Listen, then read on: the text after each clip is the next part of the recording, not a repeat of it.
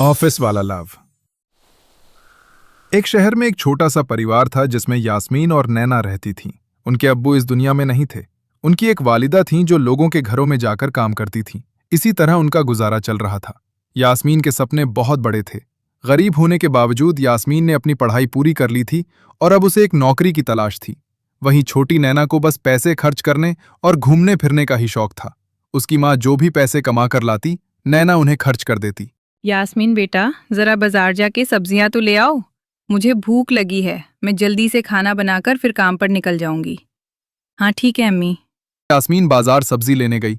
सब्जी लेकर लौट ही रही थी कि उसने रास्ते में एक बड़ी गाड़ी देखी और दिल ही दिल में सोचने लगी कि काश उसकी भी ऐसी किस्मत होती कि वो इतनी बड़ी गाड़ी में घूम सकती। तभी उसने देखा कि गाड़ी से एक लड़का निकला जो बहुत प्यारा और हैंडसम था। यास्मीन को पहली नजर में ही उस लड़के से प्यार हो गया और उसने ठान लिया कि वो उसके बारे में सब कुछ पता करेगी। सब्जी लेकर वो घर तो आ गई, लेकिन सारा दिन उसी लड़के के बारे में सोचती रही। लगता तो वो कोई बहुत बड़े और अमीर घर का लड़का था।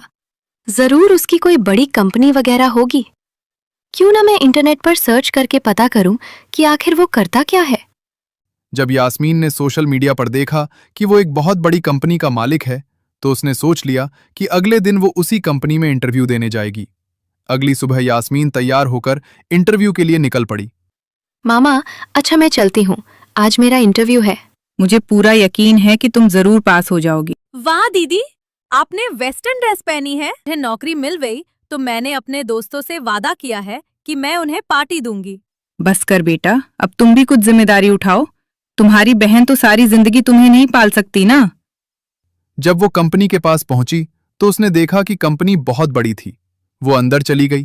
कंपनी का हॉल ही इतना बड़ा था कि वो हैरान रह गई। यास्मीन सीधे मालिक के ऑफिस में पहुंची तो उसने देखा कि वहां वही लड़का बैठा हुआ था। यास्मीन के दिल में उस लड़के के लिए खास भावनाएं थीं, इसलिए वो उससे बात करने की हिम्मत जुटा रही थी। वो बस उसे देखती ही रह गई। वो इतना प्यारा था कि उससे नजर ही नहीं हट रही थी। प्लीज कम इन। शायद आप इंटरव्यू और नौकरी के लिए आई हैं। क्या आप अपना सीवी और बाकी डॉक्यूमेंट्स दिखा सकती हैं? जी जी जी, मेरा नाम यास्मीन है और मैं यहाँ इंटर्न की नौकरी के लिए ही आई हूँ। मैं अच्छे बैकग्राउंड से भी आती हूँ, जो कि आपकी कंपनी की एक महत्वपूर्ण पॉलिसी है। ठीक है, आपका सीवी भी अच्छा है और आपके मार्क्स और एक्सपीरियंस भी अच्छे हैं। आप कल से ज्वाइन कर सकती हैं। यहां हमें पता चलता है कि यास्मीन ने अपना हुलिया बदल लिया था और ऋतिक से बात करने और उसकी कंपनी में नौकरी पाने के लिए खुद को अमीर दिखाया था, क्योंकि कंपनी की शर्त थी कि वहां काम करने वाला व्यक्ति अमीर परिवार से होना चाहिए। गरीब लोगों को वहां नौकरी नहीं दी जाती थी। ऋतिक की आंखों पर भी यास्मीन का खूबसूरत चेहरा छा गया था। यास्मीन घर आ गई। क्या हुआ बेटा, नौकरी मिल गई क्या? जी माँ, मुझे नौकरी मिल गई। लेकिन मैं आपको एक बात बताना चाहती हूँ। मैं किसी से प्यार करती हूँ। मैंने सोचा था कि आपको बाद में बताऊंगी, लेकिन अब बता रही हूँ। आपने ही कहा था ना कि आप हर चीज में मेरे साथ हैं।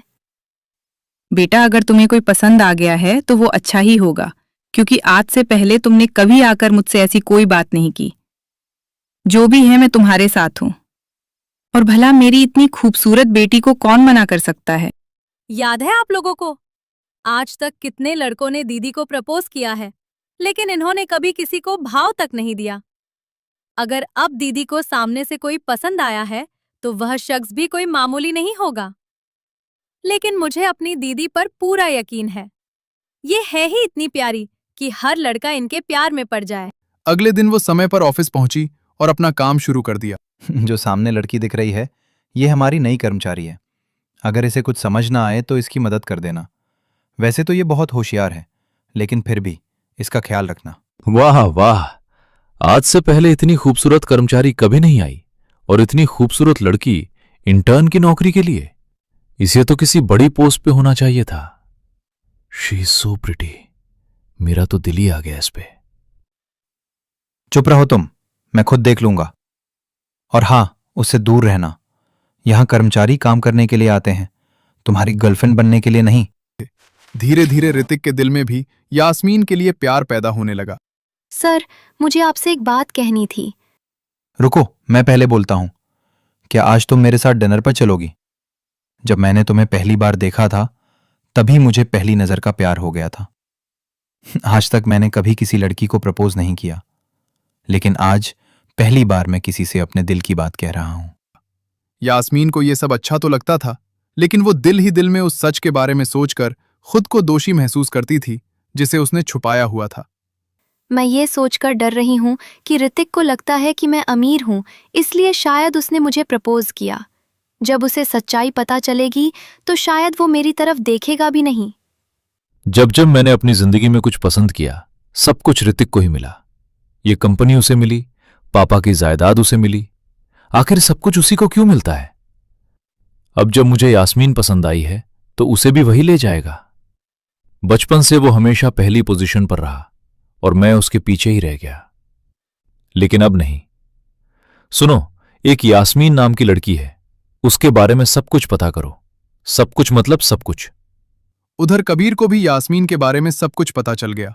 वो ऋतिक को सब कुछ बताने चला गया, ताकि अगर उसे यास्मीन नहीं मिली तो ऋतिक को भी ना मिले। क्या आपको इस लड़की के बारे में कुछ पता भी है? ये किसी बड़े बैकग्राउंड से नहीं आती। इसकी मां घर घर जाकर लोगों के काम करती है, लोगों के जूठे बर्तन धोती है, कपड़े साफ करती है। और आप इस लड़की से प्यार करते हैं? चुप रहो, तुम किसी की मां के बारे में बात कर रहे हो। जरा तमीज से बात करो। और रही बात इसके सच की, तो मुझे इसके बारे में पहले से ही पता था। जब मैंने इसे पहली बार बाजार में देखा था, तभी ये मुझे पसंद आ गई थी। मैंने इसलिए कुछ नहीं कहा क्योंकि तुम इस बात को बताने में सहज नहीं थी। जब तुम नौकरी लेने आई तब भी तुमने खुद नहीं बताया, इसलिए मैंने भी इस बारे में तुमसे बात नहीं की। मैं सच में तुमसे दिल से प्यार करता हूं यास्मीन, और आज से मैं अपनी कंपनी का ये नियम बदलता हूं।